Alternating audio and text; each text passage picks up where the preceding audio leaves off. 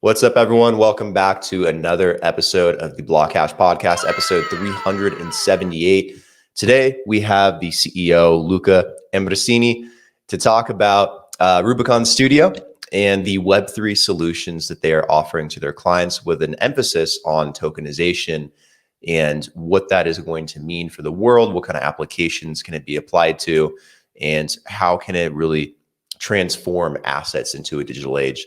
Luca, welcome to the show. It's a pleasure to have you here, and very excited to dive into more details on what you're doing specifically in Switzerland and with Rubicon Studio. So how you doing, man? I'm doing very good. Thank you for your amazing Italian pronunciation. I appreciate that. I hope that was okay. Thank you. And no, it was very good. And congratulations on going along for all those episodes. Sounds like a lot of work. Yeah, it's almost 5 years in the making, doing all these episodes, and we've done, at least for the last couple of years, we've done one nearly every single week. So we're definitely getting up there. Yeah, consistency pays off over time. Luca, tell me and the audience a bit more about yourself. I'm sure people will be very curious to know what your story is. How did you wind up in Web3? And everyone has a different kind of path and story. No one yet has really grown up in Web3, unless you're, just entering maybe middle school or something like that. So how did you start off? What was, your ambitions originally? How did that diverge into Web3? I love to tell you a story about something emotionally that brought me in, but actually it was out of pure greed because in 2013, I moved to Switzerland. I'm Italian. And was looking to find a way basically to pay school tuition and to survive here. Switzerland is very expensive. And I didn't want to ask my parents for money. So I went online and say how to make money online. And with a couple of friends, we started buying GPU to do, at the end, it was Litecoin mining. Okay. We entered in September 2013. It was a pretty lucky period because in a few months, Bitcoin went from like 100 to 1,000. So we started growing from 1 GPU to 10, then 100, then 1,000. We ended up getting a hydropower plant and a few windmills. And basically, we grew together with mining. Then at some point, I would say that during the road, I fall in love with the libertarian principle. And we are working on a mission to make every asset investable by anyone. And so at some point around 2019, we stopped working on mining because we are based in Europe. And doing mining here was very hard at scale because energy prices were going up to the roof. And in different jurisdictions, it were going down. And at the end, mining is an energy game. So we were not able to compete anymore. We sold all the assets, and most of us are engineers. So we jumped on the bandwagon of software. And since 2019, we are just writing software in the Web3 space, launching startups and helping other clients to integrate blockchain into their stuff, mainly regarding tokenization. Interesting. So you got your start as a miner, primarily in Litecoin. What was that experience like? Because that was one of my first entryways into crypto too. And it's fascinating to learn about the tokenomics side of crypto and how the mining industry really does have a major impact on not just price, but the actual supply as well as the demand, and how it protects the network and the different protocols, whether it's proof of stake or proof of work or whatever it may be. It's very fascinating to understand some of the algorithms. Yeah, especially at the beginning, around 2013, proof of stake was not really around. So every coin was trying to iterate on proof of work. So we had like 200 different algorithms. And we were having Chinese company manufacture ASICs to try to be more efficient than the other miners. Then working on CUDA code for GPUs to try to squeeze out the last bit of performance. Because at the end, it's an efficiency game. And it was a lot related to software. So it was quite fun. And also there was like a new proof of work coin coming out every day on Bitcoin Talk, the old forum where everything started. So we spent a lot of time being there, because if you manage to mine the coin in the first few seconds after the Genesis block, sometimes you ended up with like 0.5% of the token supply. Because at the beginning, the percentages were crazy. It was really a matter of being the fastest to try to mine a coin. Because as you mentioned, tokenomics is fundamental. Sometimes people fuck that up. and they give too much value at the beginning, and we were trying to be there to take an advantage out of their own, let's say, lack of knowledge in economics. Yeah, one of the coolest things that I learned when I was doing mining for the first time was that when you have a mining machine, it's not designed for one specific cryptocurrency. Like even Bitcoin, they're actually designed for a specific algorithm like SHA-256 or ETH or one of the other miscellaneous ones that are out there. There's a whole bunch, but there's numerous different coins on a single algorithm. So depending on the efficiency and the price of any given coin on any given day, I could automatically switch from one to the other to try and maximize profitability. So that was always a fun game that we were playing.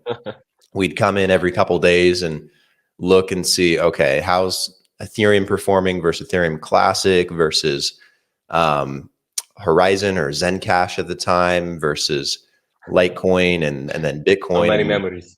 Yeah.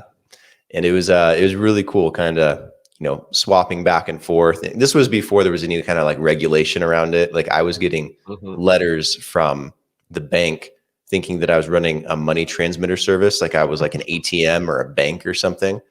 And I had to send them letters explaining what proof of work mining was, which was really difficult to do in a letter.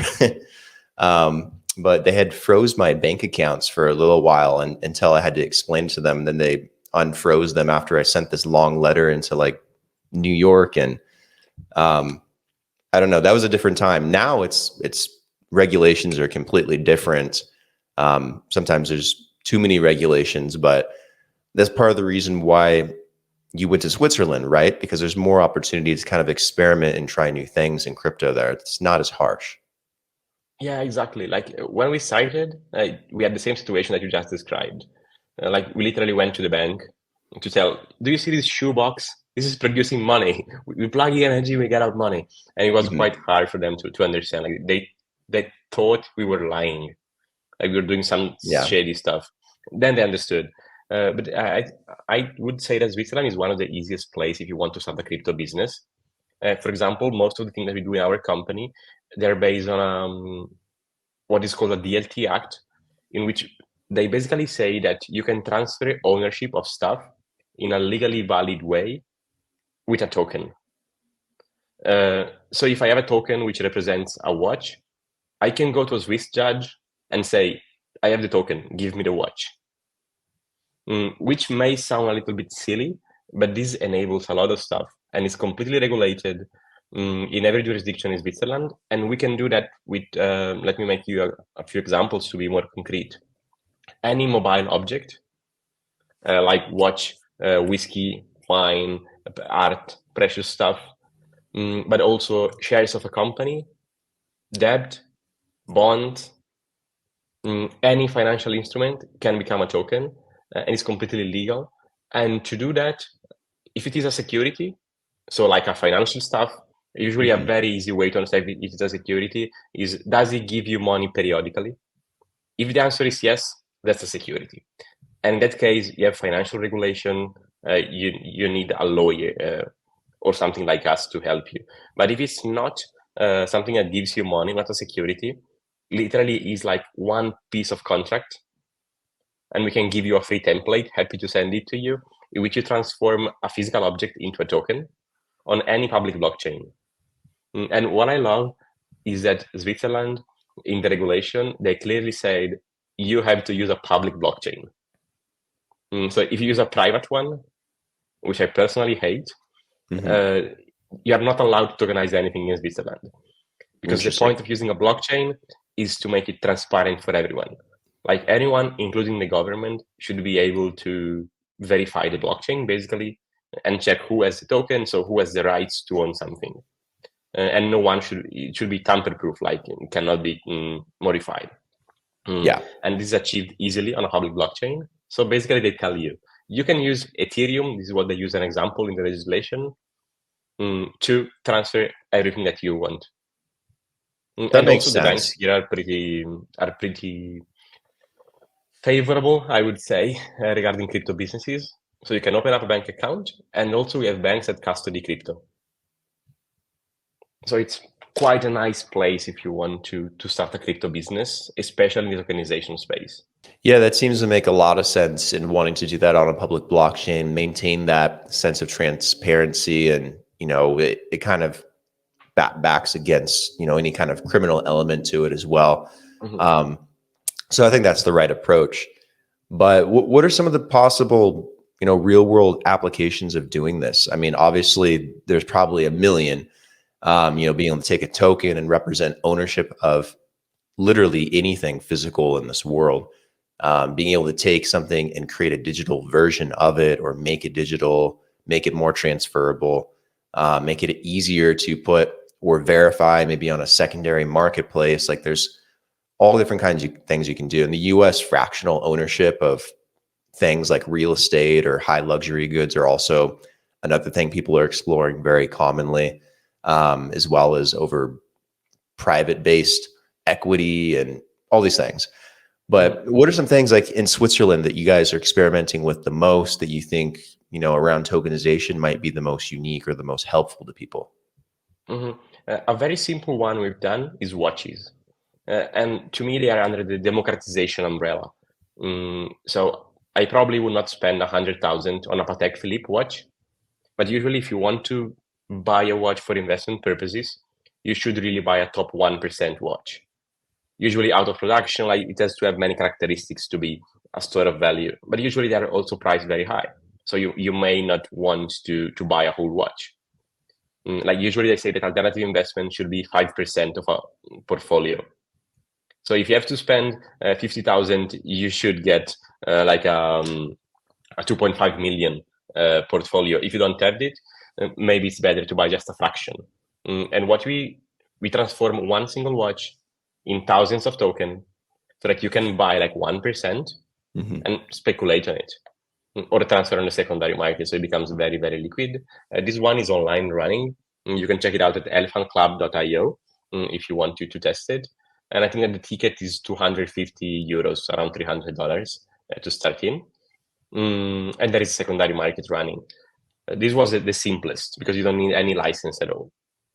Then a second category we've tackled is commodities. Like let's say coffee. Coffee is usually traded around the world, and usually it starts from South America.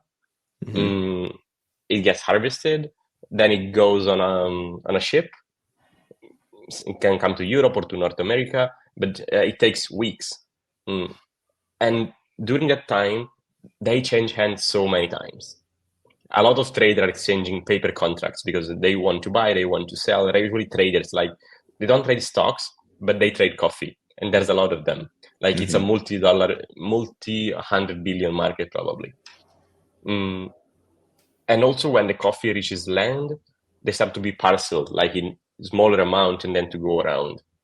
We transform each ton into a token, and then it is able to be traded. You get two things out of that. The very first one, which comes to hand, is traceability. So when you buy a token, you have attached to it a lot of information where it is coming from. And like in the blockchain, you have the principle shit in, shit out. So everyone can lie on the blockchain. But since the information is inserted by many parties along the road, it's very hard for them to lie in a coherent way. So basically, you don't have certainty, you never have certainty, but you have a very high degree of trustworthiness. And also, everything is completely standardized.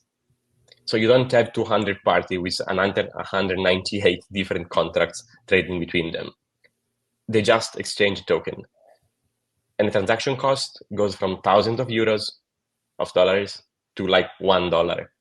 So it really is a game changer for commodities. And the last one, which is one of the funniest one we are working on, is we are tokenizing royalties of music. So every time you play a song on Spotify, someone is getting something like 0.2 cents. That then gets split between the label and the artist that produced it. We created a platform, it's called Nodable, in which you can buy a token which represents a part of a song. So every time someone plays a song that you bought the token of, you receive in USDC a tiny amount of money. Right now, blockchain are still a little bit expensive, so we send the money once a month. But we are aiming to go to like once a day in a few months if we manage to scale it up. So the idea is that if you have your favorite artist, you can just go there, buy their songs, and you speculate on the future of the artist. Basically, you say, this one is going to go big. I was there since the beginning. Now you have a time to put your money where your mouth is and try to support your friend and to try to, if it's the next Rihanna, probably you will be settled as well. Do you think those could be different ways to help maybe like an artist get funding when they're young and they don't have the cash, but they have the talent? Like instead of having to go to one of these large record labels and get locked into a contract, maybe there's more ways for an artist to go independent and to have more control over their IP and their creations, while also being able to allow the public to fund their ambitions. Like I could see some really cool crowdfunding use cases there. 100% agree there, because I think that the label provides you some services, but mainly they provide you capital in a coordinated fashion. If right now I have to find 200 friends and to pull together some money to buy my specific song, that becomes a legal nightmare in no time. Like every month I receive the money, I have to give it to them. I'm not making music anymore. I'm being an accountant. So what you're trying to do with the software is to make it so simple that the musician can focus on the music, but it's very easy to group together basically your audience and to be independent. And we see two big use cases of people that are interesting to this. One is the independent artists. They say that this is a dream because finally they can try to produce the music by themselves.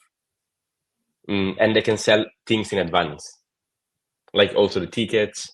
They can be founded by the future audience of their own music. And the second big audience is huge artists, because at some point they are fat enough that they have the feeling of wanting to give back. So they are trying to give some of their royalties to their fans and to, like, in some way try to give back to the people that supported them and made possible for them to become huge artists and also usually financially wealthy.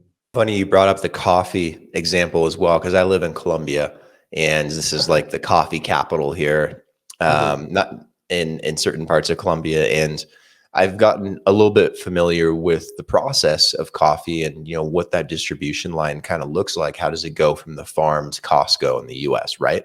How do they source Colombian coffee? And it's amazing how many steps are in between and how screwed the actual farmer gets, because the farmer is selling it for, pennies on the dollar.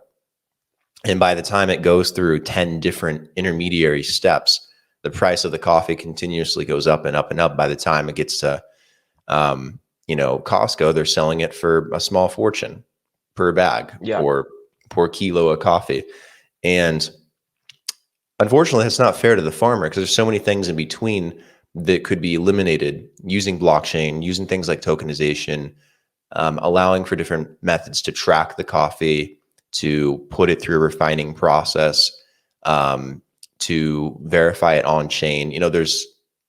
It's very interesting when you look at some of these industries, not just coffee, but anything that's similar to it, even in food, like farm to table or sea to plate. You start to realize there's so many inefficiencies in ways that you could plug in blockchain, even a public ledger. And you could apply something like tokenization to actually fix the issue and allow the farmer to actually make more money and still provide a higher level of transparency, visibility, traceability, all these things. Because most of the people in the supply chain, if you look into what they're really doing, it's just being trustworthy. They're paying for the brand to put two people in contact, because you know that you're buying from that guy, which knows that guy, that knows that guy, and it's all a chain of trust. And I think that blockchain sucks at a lot of things, but building trust between two entities which don't know each other, this is very good, very good. Trying to move a whole process on a chain, that's hard. We did that also with the United Nations for the tracking of cotton. in a supply chain. And let me say that's a mess, because not everyone wants you to see everything. Like transparency is a very good word, also dangerous one sometimes. Like you don't really want to show everything. And luckily, I think that the blockchain, if you want to do transparency for the sake of transparency washing, the blockchain is a very bad instrument, because if you lie there, people will be able to see it forever. It's a permanent but if lie. you really want transparency, yeah, yeah. It's like verba volant scripta manent, but it's like on the blockchain. It will be there forever. So sometimes they don't want to use it. But when they do, I think that there is a very high certainty and guarantees for the people around it.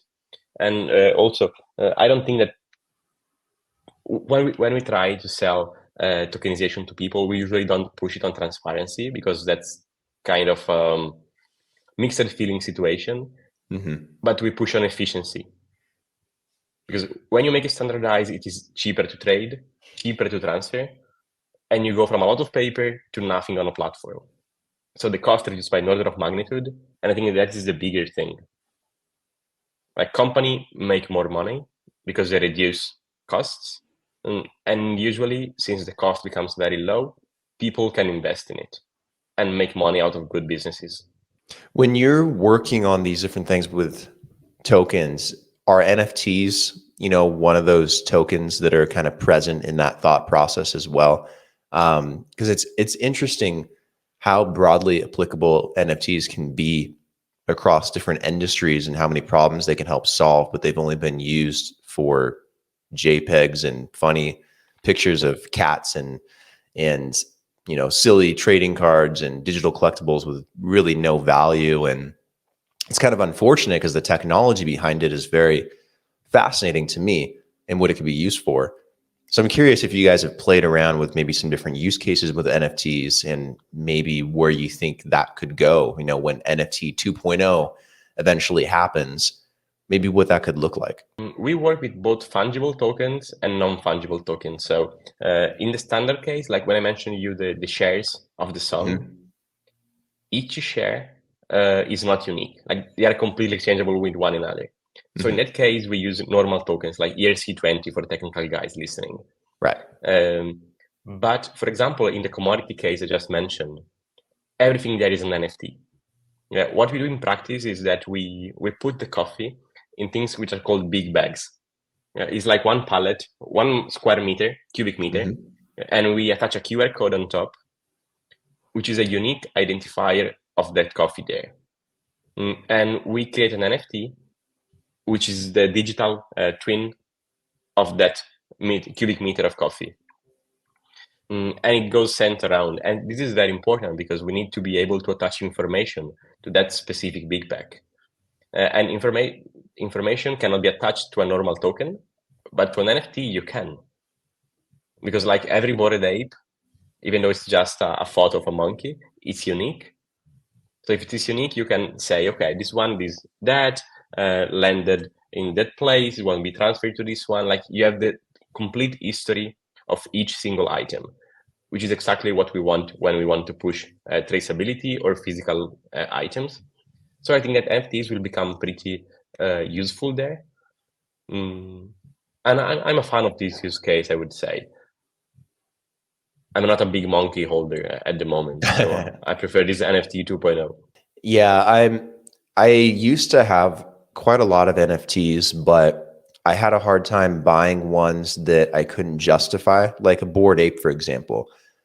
I'm very happy that they built a successful brand around it and that they're making money in multiple different ways. I think that's the direction you have to take it. But unfortunately, there's a lot of projects that have chased what Bored Ape has tried to do, and they failed because they just can't, get to that reality where they can make money through, brand partnerships with Eminem and Snoop Dogg, and have celebrities like Justin Bieber buying your NFTs, and it's that's like the peak of the hype cycle there for an NFT collection, and they got very lucky and they timed it very well, and I think they had connections. I think they were very, very good because building a brand out of thin air really is a challenge. For everyone that tried to launch a podcast or a startup, you It's know not how easy. hard it is to have people following you. And they managed to sell, at the end, it's just a piece of feeling of belonging to something else for hundreds of thousands of dollars. So you nearly, like, you're expressing your desire to belong to something in a financial way. So your desire is crazy good.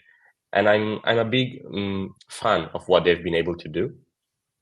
I just think that it is very dangerous because sometimes people reach out to us and they say, "Oh, these guys with the monkeys, they raise hundreds of millions. I have real physical art, so I'm gonna make billions. Create my NFTs." And I think this is a kind of a false myth. It's not so easy. They did a great job.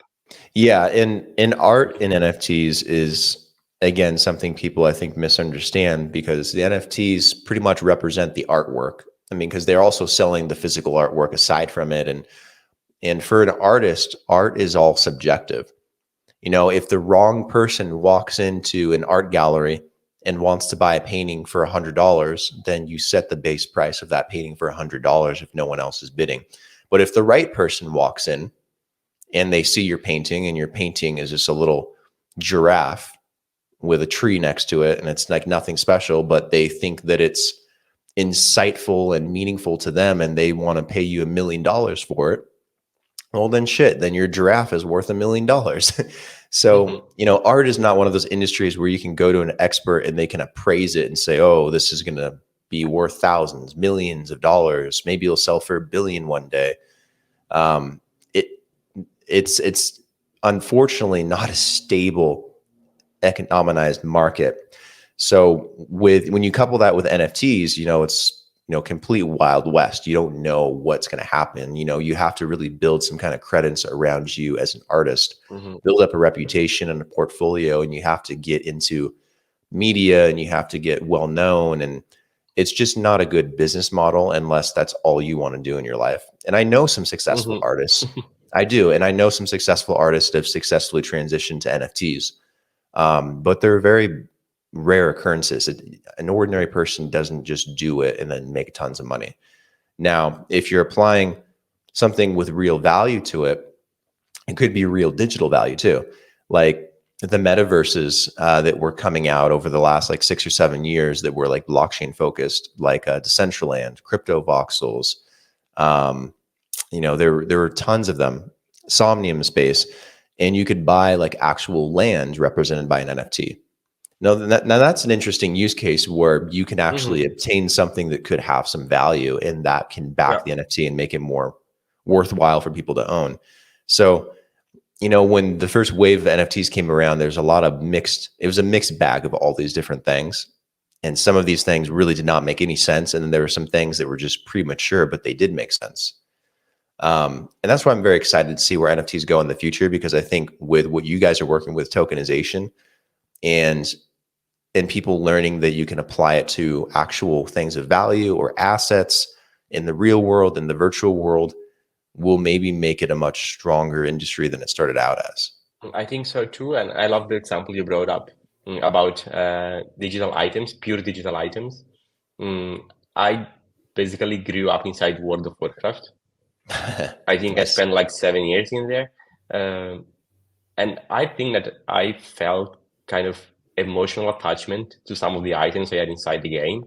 Like when you spend 1 month trying to get on a raid to get the loot you wanted and you actually get it, the emotion is so strong because you really wanted that specific item. It may sound silly for non-gamers, but usually gamers can relate to that, like to all the effort you put in. And I think that being able to really own that item, take it out of the game, sell it to someone else, enable people to build another mini game based on some item you had there. I think it spawns a new wave potentially of creativity. And I don't know what to build there, but I hope one day to be able to launch a startup at the intersection of modding games and tokenization. Because I think that trying to bootstrap a new mechanism to leverage someone else's IP to build a game of yours, I think there's something strong there. Yeah. What do you think about tokenization within the gaming space? I think that games that have a very open ecosystem may benefit from it. Like if you take as an example, like Skyrim, I love that Skyrim. game was built since the beginning to be able to be modded by other people. So if you have like one item in one realm, allow me to say, being able to port it somewhere else, I think that has real value because the item kind of has value inherently outside of the game itself, or like outside of one server. Mm. So when the item has the chance to have a life outside, I think it is very, very good. While I think it's harder for very closed games, like if you want to tokenize the currency that you have inside Angry Birds, I would be pretty bearish on it because I think that it's hard to. I mean, it doesn't really make sense to me, at least. I'm not thinking through the example, but like in a very silly way, I don't see how to use the Angry Birds currency outside. So I don't want to have it outside of the game. But for a game that is lasting 10 years, everyone is building on it. People are still spending so much of their free time trying to build content for the others. In that case, I think that tokenization is a must because it's the way to transfer object outside the game.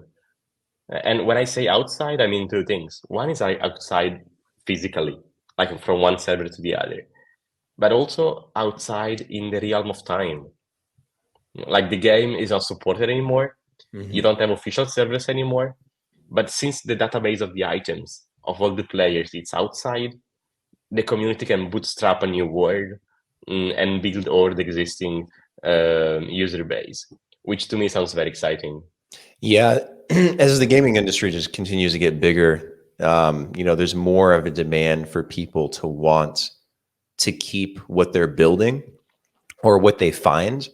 And especially for large AAA games, whether it's Call of Duty and Battlefield, or it's Halo or Skyrim or Starfield, or, I think these games are getting more expansive and they're getting bigger and they're getting more auto-generated. They're becoming more random. There's more things that are rare, ships and weapons and items and your character as well, and all the hours and money that you spend into building like your own character in a game. It's kind of sad when it doesn't transfer over to anything else. But we live in an age where that can be possible, especially with something like blockchain and being able to tokenize it. And I think this is another area where NFTs can come in and be very helpful, by elevating the gaming industry and allowing people to have an actual identity that's digital in the gaming world that they can carry over to other versions of the same game, or even a different game, or to online games. And I think that would be another fantastic use case of putting value behind an NFT and something that could be tradable. Like maybe you build something awesome and you spend thousands of dollars on it, and maybe you want to sell it. Maybe you're a professional gamer and all you do is build characters and you build certain items, or you collect things and then you sell them eventually. It opens up ideas for marketplaces, as well as, allowing people to enter a game at better levels or have better items, or instead of trying to have to find things over time. I don't know. I feel like there's a lot of really good dynamics within the gaming industry to inject an NFT. I think they are underexplored at the moment because I suppose a couple of years ago, someone get burned trying to launch NFT. Like I don't remember the game from Ubisoft that tried to launch NFTs, and basically the community roasted them in 2 days, and they have to take the feature out. So I think everyone is kind of on the fence looking at it. But what I can tell you is that we receive inquiries every week from companies, usually in the fashion industry, that want somehow to do marketing inside games because they are fascinated by games. All those companies, they want to talk with the gamers because I see that there are 3 billions. Everyone is spending more time looking at a screen than looking at other people in the eyes. So that they need to be there. And I think that being able to have an outside object, like, I don't know, I buy my last Louis Vuitton shoes and I somehow get a benefit inside the game that is linked to the IP of Louis Vuitton. I think that's going to happen one way or the other. I think that right now the only good example is kind of Fortnite. Yeah, we've seen some examples of that in Fortnite. But in a very basic way, like you get a sweater and you wear it outside and also inside Fortnite. That's like the basic stuff that everyone is thinking about. But I think that there is room to explore way deeper mechanics inside the game, because people love to spend time there, and they have deep connection with the brand they buy. I think that someone will make a billion finding the intersection to make fashion companies being able to leverage games. And NFTs could be one of the keys there. We are working on something with a couple of companies, and we hope that a billion will come out of it. But anyway, we're going to try. Yeah, I'm under the impression that very soon we're going to have real working metaverses, whatever that ends up kind of looking like, whether it's decentralized or owned by a company like Meta or whatever. I do think most people on Earth will have a second life virtually. And I think that'll make a massive virtual economy where people can actually work and have real jobs and have a life and can do things virtually that they could never do in real life. And I think most people will live a life that's kind of plugged in. If that sounds kind of sad in some ways, but I do think it's going to be a reality because most people enjoy escaping reality.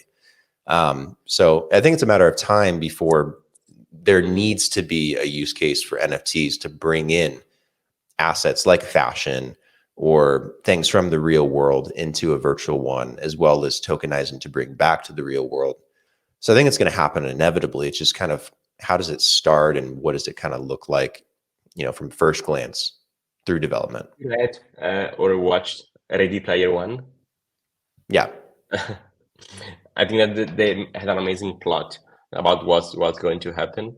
And a few weeks ago, I was listening to a podcast by Lex Friedman when he's interviewing Mark Zuckerberg, and they try out the new version of the Quest. Yeah, I watched that one too. 3D model, and like usually Lex is kind of is very non-emotional, but for the first 15 minutes, he sounds like a kid. He's truly happy and amazed by being inside a 3D space that feels real. And I've seen it on a 2D screen, like the video version of the podcast. But it doesn't give you any emotional. But from what I hear from his word, probably we are not that far. My bet would be less than 5 years. I don't know. Do you want to make a bet? I think it'll be, well, I think it's already here. It's just the problem is it's not feasible enough for commercialization. That was originally Meta's problem.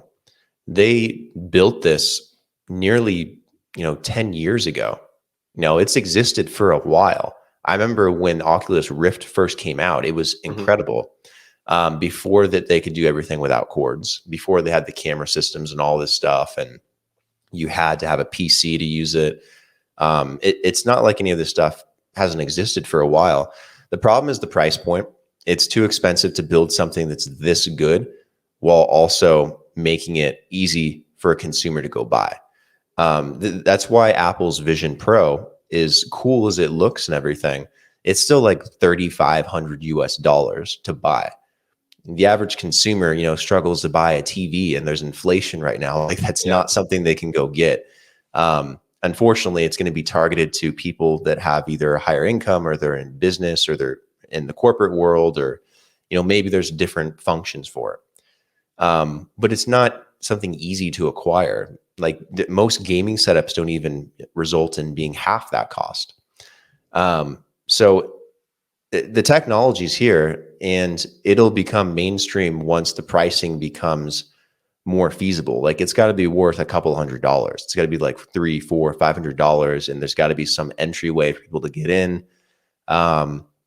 And that might take another 10 years. Who knows? The technology is advancing very rapidly. I think in a lot of ways we're approaching this idea of the singularity, and it feels eerily close. But economically, things have to be priced in, right? So commercially, it's not happening yet. So I give it at least another, 10 years probably before it's as accessible as a Game Boy, as accessible as getting an Xbox or a PlayStation and being able to participate. people just can't participate. I fully agree on the consumer point. I'm just probably more optimistic, but I'm usually optimistic about stuff. So I'm optimistic too. But I have to be pragmatic when it comes to, when and how it's going to get to market, because there's a monetary side to it as well. And but the technology is here. We could all feasibly live in the metaverse today, but I mean, no one can afford the headset. So we have to find ways to make it more, inclusive for people to be able to join and do those things so that we can start to build those economies. So it might take a little bit more time, but we're really close. It could be 5 years. You could be right. I will get back to you in 5 years, and I hope to be right. We'll find out for sure. So with Rubicon Studio, what other things are you guys working on in terms of services for clients? Is it mostly focused around tokenization, or do you guys also do some other things? We also create tokens, standard tokens for people, like utility, payment, all that stuff. Sometimes we handle the tokenomics and the custody for the tokens. Here in the area, we're usually the guy that always get a call when some tokens get hacked to try to recover something that happened, because sometimes people kind of underestimate the need for security on the blockchain. You don't see how that it's a very rough space. But mainly we focus on tokenization. We are trying to do not so many things, and going on with the years, we're trying to reduce the scope of things we are doing. And right now we are very focused on tokenization. And the two reasons which I think people should tokenize things for, one is if they want to make an investment more approachable by people. This is what we have done with the watches or with the music, because instead of investing 1 million in one artist, you can invest $5 in an artist. And the second thing is process efficiency. So if you have a business which is doing tons of transactions, maybe there's a way to make them more efficient using a blockchain and more transparent. And we are tackling all the use cases we can, giving those two primitives of benefit we can bring to our clients. Very nice. How long have you had Rubicon Studios for? 2019. After we sold everything in mining, we started the software business. Very cool. And what's next for you guys? Like, do you have any plans to expand and to grow or offer new services? Like, what do you guys want to do here in 2024 and beyond? If we get a financial approval, we are going to start a real estate tokenization project. Our goal would be to not just real estate, but actually to offer people a very, very easy way to beat inflation, like you mentioned before. Like, I think that people should have like a savings account with no risks that kind of automatically beats inflation. And you're trying to build that in a tokenized fashion. As you can imagine, it has legal challenges because states usually they don't want you to release a new currency that automatically beats their own inflation. So we are getting very good legals to make everything very, very clear, because we think that the time for pirates in the crypto space is over. Regulation is here, so we have to package everything perfectly. So if we manage to get that done, I hope to get back in 6 months or so on the podcast. And the idea is to enable everyone to beat inflation without onboarding volatility. Basically, a savings account for everyone. That's very fascinating. Are you going to partner with a bank to do that? Or are you going to do like a decentralized banking thing? Or what is that going to kind of look like? We are going to have a partner bank because some of the assets we want to use as collateral, they are going to be physical assets and also investment products. So you need a regulated bank to custody the assets for you. Okay. And part of that will also be crypto. So it's going to be decentralized. And we will make everything accessible in a decentralized fashion. Because I think that you should not be required to have a KYC and a bank account to beat inflation. To me, the end goal of tokenization is, as I told you probably at the beginning, to enable everyone to invest in anything. So the goal is to have this product available on the shelf of a decentralized exchange so that anyone in a click with a credit card or with some cryptocurrency can join and beat inflation, as simple as that. Would you have to, is it something that's exclusively that would be available to people that live in Switzerland, or could anyone feasibly Not in globally set up an US. account? Not US? like Okay. everyone else, it is allowed to anyone outside US. Ah, man. Okay.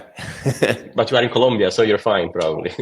I'm in Colombia, but I don't have my Colombian citizenship yet. So I don't know if that Okay. would, I don't know if that would count, unfortunately. I have my American citizenship.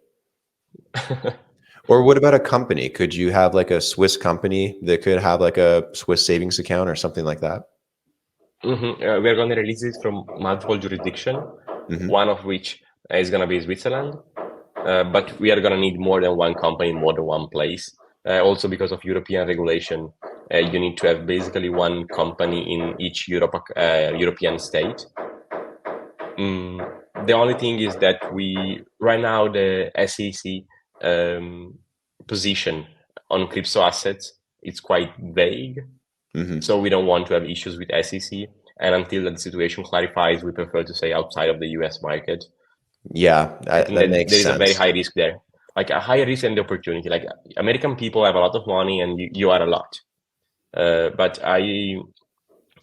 here in Switzerland, one very good thing is that we will literally write a mail to FINMA, which is the Financial Regulation Authority, and they answer you and they tell you you can do that or you cannot do that.